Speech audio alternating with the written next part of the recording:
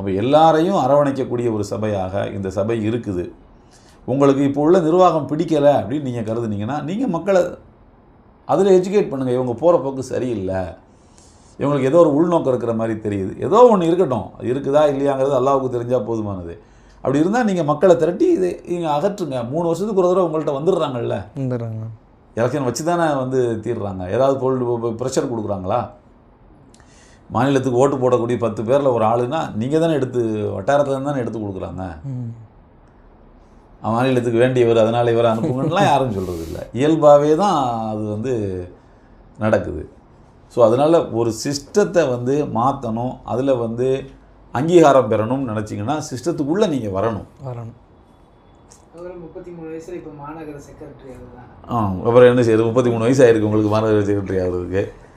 என்ன அந்த மாதிரி உங்களுடைய சர்வீஸு, உங்களோட அறிவுத்திறன் இது இருந்தால் தான் எந்த சபையிலையும் நீங்கள் சோபிக்க முடியும்.